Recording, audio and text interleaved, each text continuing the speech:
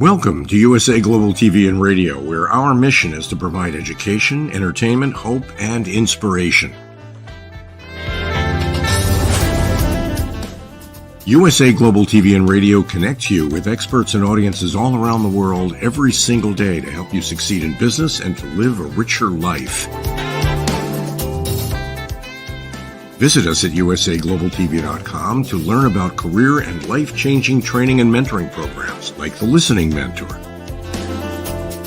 Subscribe to our newsletter to stay informed about our special programs and offers.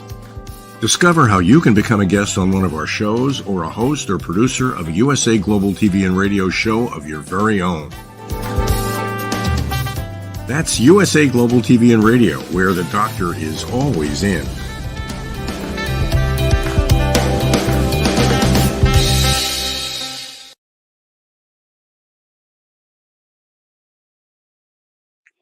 Good morning, good afternoon, good evening to all our viewers and listeners all over the world. It's with great delight that I welcome you today to our show, The Art of Mental Health Wealth. And Dr. JACALYN and I have been co-hosting this show now for about, it's 18 months now. 18 months, and it's been such an honor and pleasure to present many insightful shows with many insightful people as our guests. And today is absolutely no different, because I am so delighted to be able to introduce you to our guest, who will be talking about immortality and spiritual forensics. Now, I was very fortunately introduced to our guest today, Swanette Kuntze, and Swanette was introduced by Dr. JACALYN to me because she sensed we had some sort of synergy. And when the two of us got together over a Zoom call, it was just the most amazing experience. This lady's wisdom just blew me out of the water. Her story, her backstory. Really pull up your chair, make sure you've got a cup of tea or coffee next to you, and listen and watch to this this amazing story that Swanette has to share with us. She's known nowadays as the Muse of Magnificence, and I can see that. She has mission-driven millionaires really drawn to her as they investigate their immortality with spiritual forensics. Now you're going, what is spiritual forensics? Well, it's intriguing, and she's worked with so many people and made such a difference to their life, to something that happened when she was a child. It's such a journey. So without much ado, let's pull up, ladies and gentlemen, Swanette Kuntze. Swanette, welcome today. It's so wonderful to have you here. Yeah, it's a pleasure for me being on your show. Thank you so much for this invitation. You are so welcome. So Swanette, I know this is your passion. You're on your life purpose. You've helped many people all over the world. Do you want to share where this started from and why you're sitting with us here today? Yeah, so it started very early when I was only 8 years old, because I had a near-death experience at that age. And it was this moment that I was in coma, and the doctors had no idea what was happening with me. And so they thought it could be a meningitis and stick in a long needle into my spinal cord. And at the same time, I was out of my body. I was observing everything that was happening there. I could see the doctors doing this procedure. I could see that my parents were outside. They were not in the same room as me. I could hear and smell this disinfection, and somehow I was pulled into the light, and it was so peaceful, so calm, and yeah, so loving somehow that I really wanted to go there. And the next moment I was pushed back into my body. I woke up from my own screaming and then fell in coma again. And these moments of fainting away, being in coma, happened to me when I was a child for years, over and over and over again, without anybody knowing what was really going on with me. But at the same time as this happened, I was confronted with this duality. Like, on the one hand, there is like my bio body, my physical body, And then there is something I would call spirit. And somehow we are in this lifetime together, and we have to walk on this planet and to fulfill something that was not even aware at that time. But I had this very strong feeling that there's a reason why I had this near-death experience, and why I was so curious about life and what was going on, that it took me a long time to really figure it out and get clarity why all these situations happened in my life. Much more to tell you in a second. But this was the starting point when I was only 8 years old. Wow. That must have been such a mixture of experience, and quite confusing and uplifting at the same time. I mean, for some of our listeners and viewers, they may not know too much about near-death experience, and it's been documented all over the world. But for you, what was it like having to deal with having come back into your body and telling everybody about this experience? I think most people thought I'm just crazy. I'm making this up, because at that time, and I'm getting older, so it's long ago that this was not common. People didn't speak about these topics. There was not this kind of knowledge about other people having near-death experiences and what it meant. So for me, I was always like the weird one, the one that was kind of crazy. And also like with all the senses that were opening up when I was 8 years old. So I'm clairvoyant and precognitive since then. And I have a strong intuition, and I can really see beyond what we call this 3D reality. So I was always the child that was different, and I was bullied a lot. And my parents even didn't really believe me. And it was like, oh, this child is making something up. And I felt different all the time. Yeah, that must have been quite a conflicting way to be. And you find you were clairvoyant and all those things before this happened. And did it heighten it after it happened? So I had different phases in my life. When I was very young, I had these senses active.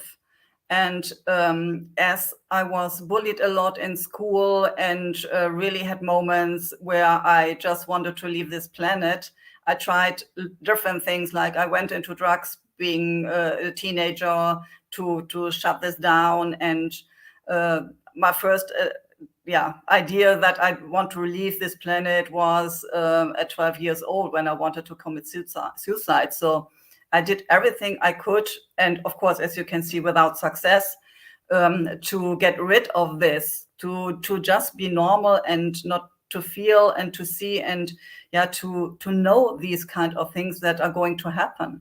And it was difficult somehow, and at the same time, it was amazing, as when I accepted that I have these kind of gifts and I can use them and I can control them, because at the beginning it was just it was there, so I got a lot of information that I didn't want to have.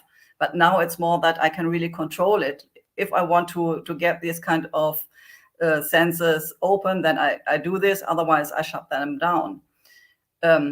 So I have them since I was very young. I still have them, and I trained them as well. So I participated in, for example, remote viewing studies. This is a technology the CIA used to get information during the Cold War about Russia and about where they had their army. So this is a technique you can learn, but of course you need a kind of the access to the morphic field to get this kind of information. And I participated in some of these studies and really got clear that I don't make things up, because otherwise I couldn't give these answers. Yeah, I'm sure. But I mean, what a journey for you to have to go through the downside of that and then find out how to control it. And you've obviously used it in many areas and avenues in your life. Where have you been able to use what's happened to you to find your life skill? What was that journey about? Yeah, for myself, and there we come to the point of spiritual forensics. I was investigating my own life, like, who am I as the soul? Who am I as this medium? Who am I as this woman? And like someone, like an investigator would investigate a crime scene, like seeing all these invisible marks and seeing the connection between all these different signs that you have in a crime scene. I brought together all these kind of information to awaken myself and to understand what is really my purpose here. What is my epic mission that I have to create on this planet? And what is it that I want to create as a legacy and become immortal, so people can remember what I've done for generations and generations. That's quite something. And so when you started doing that, where did it lead you to from there in terms of working with other people? Was it a slow process, or did you find suddenly you knew what you were going to do and that's what you've done for the rest of your life?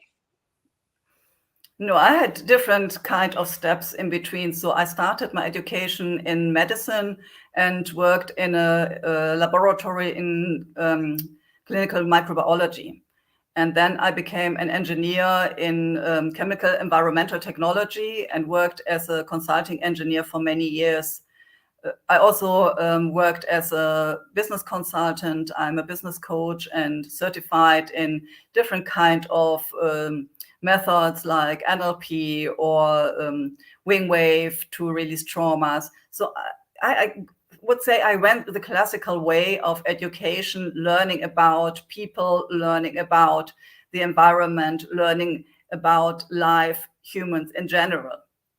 But as I suppressed this gift for many years, the gift of being clairvoyant and precognitive, it was a kind of normal life until I ended up in a burnout.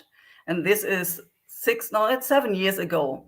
And I had looking from the outside, I had a jet set life being a business consultant. I lived in planes and trains and hotels, today London, tomorrow Paris, and the next day Vienna. But it was not that I really felt fulfilled for myself. Like, I was super, super busy. I had my own company. I had employees. Like, I had all this kind of material things you can imagine. Of course, a nice car, a house. I had horses. And I was super busy. But until this one moment that my body said, no, you will not do this anymore.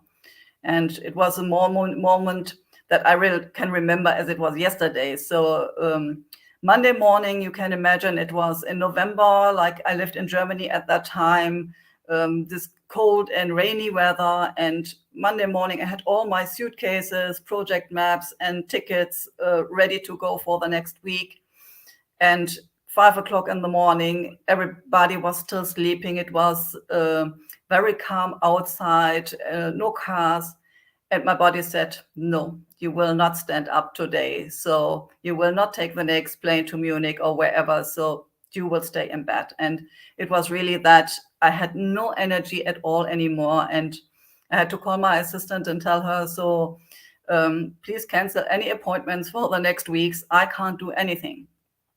And then I decided I really need to change my life. I really need to understand what am I going to do for the next part, for the next half of my life, because this can't continue not one day anymore. And so I went to Madeira, where I'm living now, and recharged myself.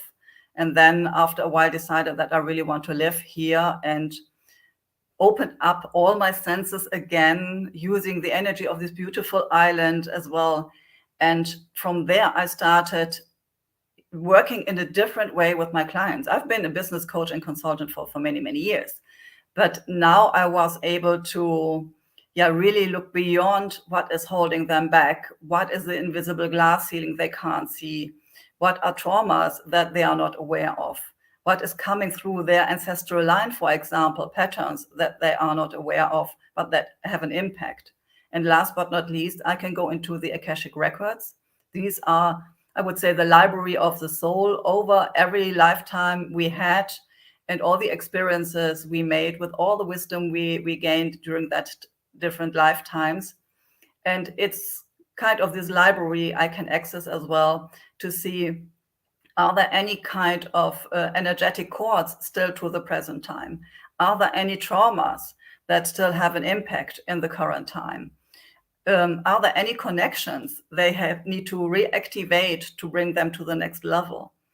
And yeah, what I trained for myself, the experiences I had for myself, like getting very deep into my own wisdom and my awakening, I use this now for my clients as well to really bring them into their own immortality and help them to leave a legacy on this planet.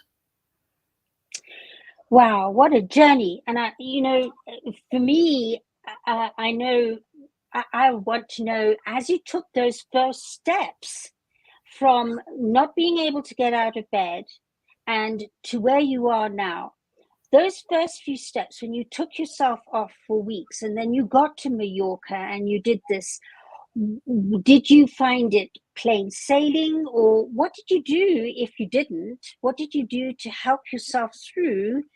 And I can hear you used your different modalities, which are incredible gifts. Did you find it easy to use those gifts during that time, or did you have moments of self-doubt?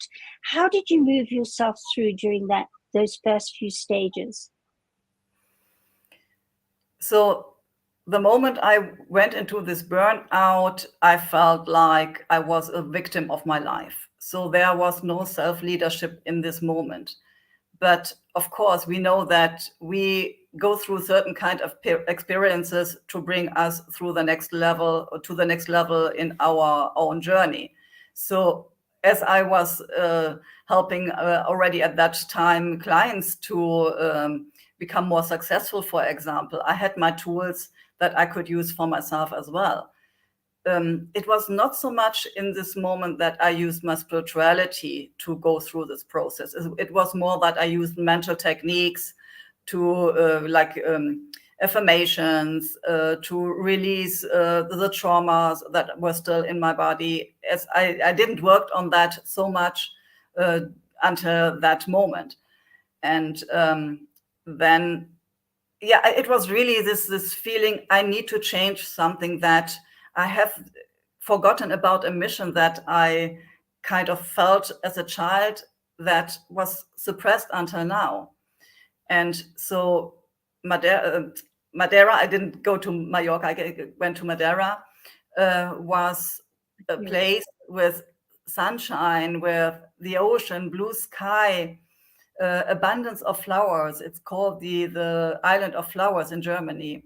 And with all this beauty, it was super attractive for me to be there and just sit at the ocean, meditate, connect with nature again, feeling the different energies of the water and the fire, as Madeira is a volcanic island. Also going up on the highest mountain, being above the clouds, being right in the sky at sunset. And so it was like, this was super attractive. And then when I came back to Germany, I really had this feeling, no, I can't stay here.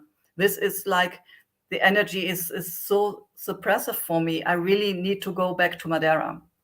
And I really felt I want to live there. And at that time, I couldn't, because I still had a dog that was 16 years old, and my mother was still alive, suffering from dementia. I had my company and so much things I was responsible for that, yeah, I couldn't make the move.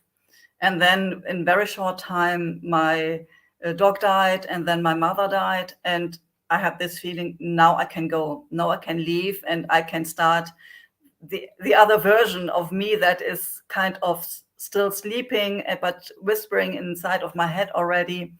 And so I closed my business. I sold my house, my horses, my car, everything. and just packed my 3 cats, a laptop and a suitcase, and went to Madeira to live here. And this was the right decision because everything changed from then on. It certainly sounds like you have a very deep connection with Madeira, and it feels also as though there was some connection in another lifetime. If I go into sensory, do you feel that too? Yeah, absolutely. It feels like I could remember Madeira from the first moment. And like this strong connection, and really falling in love with this island, and all the for me it was also feeling this energy here, because this is so powerful. And as I told you, I can feel these different energies of the elements as well and use it. So I'm sensitive to energy as well, and I use energy work as well as a tool in my work. So Madeira was something I could remember somehow and felt like, oh, this is home. I never had this feeling being home on this planet, being a child or a young person. It was always like, okay, I'm here in this bio body. I have to do something here. But somehow I always felt like my soul wanted to leave. And it was not really that it was like, I want to commit suicide.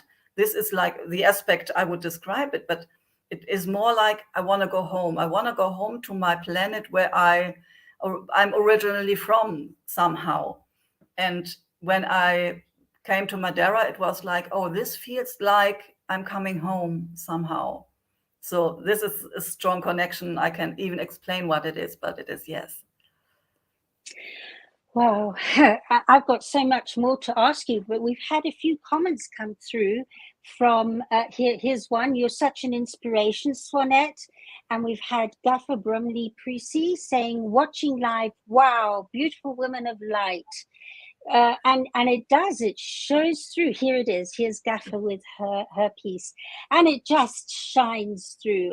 I mean, what an amazing, gobsmacking story. And I would imagine you feeling more as though you'd come home, had a connection to having almost left the planet, and you had a sense and a feeling of it then. You had a window into that way of being on a soul level. So to be able to get that connection before leaving the planet, what an inspiration. And that leads me to the next question. Obviously, we introduced you, or I introduced you at the beginning, as having worked with a lot of billionaire businessmen and so on. Do they come to you or to Madeira, or do you do work online, or both? And how did you get them into that space of the language that all of us who understand it up to now tend to go, better not say that in a business circle. They won't believe me. They'll think I'm cuckoo. Have you had that experience? And if you have, what have you done to draw these people into a point where they seek you? What an amazing story. Yeah, so on the one hand, I can see like the expanded vision of people, which means I can see who they truly are. And people are often curious to get to know them better. And especially people who are already very successful, very wealthy, they can create everything that they can create with money, but they still have the same problems as they are humans. They still have problems with their relationships. They have problems with love. They have problems with connecting with other people. They have problems with their health. And often, as they are very successful and very busy, they didn't spend so much time focusing on that, but on creating wealth. So there's always a point where I can see what is possible for them if they would come for themselves to the next level. And this is their expanded reality that they can't see because they have only a limited amount of possible futures they can see for themselves, but I can see beyond. And so what is happening is I, of course, have to figure out where are they at this moment. But what I can offer them is to tell them, okay, come on a free call with me and let me show you, let me give you an experience of what I'm doing. And then we go from there. So for example, I use kinesiology for testing in the body if that what I'm seeing is true for my client. So I work like here online. I use Zoom or other tools to get the first connection with people I want to work with. And when they start feeling like, okay, I can test like in their body, kinesiology is like body testing, like a pendulum. It gives me the answer, is it correct or is it no, is it not correct? And so it is very easy for them to see, okay, they make something up in their mind, but intuitively in the subconscious mind as well, there is a different answer. And this is kind of a proof of what I see for them is part of their possible reality. And so I can work with them, of course, first online, like we do now, speaking with each other, but also they can come to me to Madeira, having a VIP retreat with me one-on-one, very intense, to go through all that is holding them back to create this legacy they want to create, and really bring them through this process step by step, unblocking what is in the present time, what is in their ancestral line, what is in their Akashic records, and then creating the new possibilities for their expanded vision of their reality. Wow. So would you be able to give us perhaps a case study of where somebody's joined you and they're in a certain space and where they've been able to get to today and what you helped to move? Yeah, sure, of course. So I had a client, and she was a business consultant, also very successful. And she always had this fear to speak on stage. So of course, being around a table, it was easy for her to communicate. Even standing in front of a table, giving a presentation was totally okay for her. But as soon as she had to step up on a stage, even if there were only 2 or 3 steps, it was like her mind was going totally blank. And of course, it was like one of her goals to share her wisdom, speak on stage, and share what she already knew about transformational processes as well. But she couldn't. She was really like, I'm a kind of, fainting away on this stage. It doesn't make any sense. People want to listen to me. They are curious about what I have to say, but I can't do that. So we first had a look into her present time, and there had been some situations when she was bullied in school, as she couldn't do the calculation on the board. And there was another moment where she was not able to speak a poem in front of the family during Christmas time. So we cleared this out. And then we went into her ancestral line, and from her mother's side, there was a pattern giving over that women are not allowed to speak out. So we cleared this out. And then, okay, it went a little bit better. She felt a little bit more comfortable, but not really that I would say that is the massive transformation I would expect.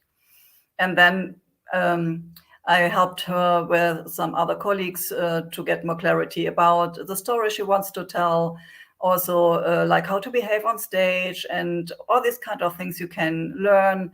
And it went a little bit better, but not really this transformation.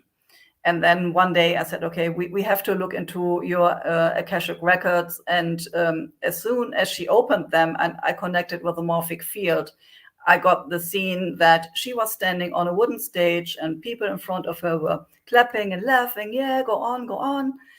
But she had a cord around her neck. And the next moment she was hung. So for her, it was like being on stage equals death.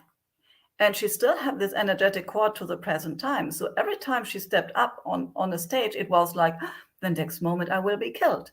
people are looking at me and they are curious and they want to see and hear what I have to say, and they are perhaps already clapping as I come on stage, and next moment I will die.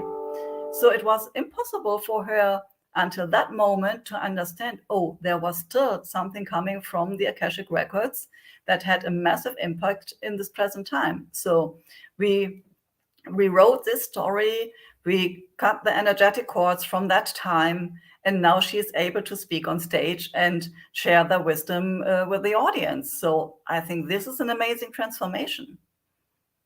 Yeah, it's most certainly is, because they say that speaking on stage is one of the most feared things one can do, that most people would rather go into a corner and curl up than do that. It's one of the most scariest pastimes. So, I mean, I'm sure you've inspired many a person today in this interview going, well, if I can do that, what a pleasure. And I mean, certainly for me, I've been on stage and in front of thousands of people and only a few people. And yet, for me, speaking on stage is a whole different energy. And I have to psych myself up differently with it, because I'm having to be myself. And that was something that I had to work on a lot. So I'm sure there'll be a lot of people out there that will want to hear more on this and contact you. So Swanette, where can people get hold of you, and what's the best, what kind of person do you feel would be relatable to what you do? Who would be drawn to what you do? With what challenges and problems? So I see that people that are drawn to me already are successful, but they feel that there is something like this inner calling. So often they are in something we would call midlife crisis, where they already reached kind of a certain level, like they have all the wealth they wanted to create. They have their house, their cars, their family, perhaps children already left. And there is something like, what's now? What's next? There must be something more than just having like reached the top of the ladder. And there is this inner calling they are feeling, and perhaps already kind of a whispering in the head that there is something more, there is something deep inside me, something that I really want to bring out. They also perhaps fear that they want to leave something like a legacy. They want to become immortal with what they have done for generations, and that people can remember them, and that there is something like a mission they feel, but they don't have access to that. So often it is like, it is hidden. It's more like a feeling or in a knowing that there is something that wants to come out, but not having the access yet. So it's in the subconscious mind or even on soul level, and people don't have it already in their conscious mind, so that they can say, okay, I want to create ABC, and this is like the strategy, and there we go. So I can help them with getting clarity on what is their own epic mission. I can have them clarity to what is the soul purpose they came into this lifetime. And then with all my tools, like being clairvoyant, precognitive, and very intuitive, we can lay out a strategy. What are the steps they can do to leave this kind of legacy and become immortal? Also, I would say people who are drawn to me are kind of adventurous, or like these rule breakers, disruptors, who really want to try something different that is like not normal, so to say, even though I would say everybody is intuitive and everybody has access to their higher senses, but you are not using it or you are not trained. So I would say these are high net worth individuals, very successful, feeling that they want to leave a legacy, don't have the access yet because it's in subconscious mind or so on soul level, and they want really to become immortal for the next generations. That's so interesting. So the proportion of people who've already moved along in life, started achieving, they're more likely to be drawn to you rather than young people and people starting out on their careers, or do you have some that come to you from that age group? And normally they don't come to me in that age. So they are mostly like in their 40s. They are already gone through all the career, and now they are in the second part of their life, and now they feel, okay, there's something I need to change. It would be perfect if younger people who start their career already have access to their higher self and get clarity what they really want to bring out in this lifetime, and perhaps not go through all this kind of learning circles and loops and experiences. But at the moment, most people are 40 or older. Yeah, that is very interesting. So, Swanette, to help our listeners, because there are quite a few people on this platform who can't see us, can you, and also for our viewers, can you help them to know how to contact you should they want to have some session or some sessions with you? Yes, of course. So on the one hand, you can find me on my website. It's spiritual-changemaker.com, or with my name, Swanette Kuntze. You can find me on LinkedIn, on Instagram, on Facebook, Twitter, on most social media. I'm there, and you can reach out directly over these platforms. And if you go to my website, you can find a link so that you can book in a free session with me to have an exploration call about your current situation and how I can help you. And perhaps you want to contact me there, and we can see how your life could look like if you would go through this process and working with me. Swanette, for our listeners, can you spell out your name, Swanette Kuntze? I will try this in English. So, I will. SWANETTEKUNTZE. Wonderful. Well, I've been fascinated with today, and I just think the work you do is beyond valuable, because there aren't that many talented people out there with the experience that you have, the insight, the studying you've done. It just, I mean, wow. I just honor and applaud you for what you've been through and how you've taken that greatest test. And it must have been so scary at 8 years old, taken that test and gone through it, and going back into being unconscious so regularly. What a journey. And big applaud to you. What a thing. And I'm just so looking forward to doing more and synergizing and collaborating. And with that, I have to tell everybody and announce to everybody that we're not seeing the end of Swanette here today. She is joining USA Global TV. She's joining us on Mondays with the Women's Prerogative Panel Show, which I've been a part of. And that's every Monday. She's joining us from the beginning of June. Woohoo! It's just wonderful. Just going to, the insight and wisdom that's going to come out of this lady in a woman's prerogative is amazing. And she's coming in as a full-time panelist with us, where we discuss matters from the sublime to the ridiculous, the insightful to the thoughtful. And your experience and expertise is going to shine through. Can't wait to have you join us.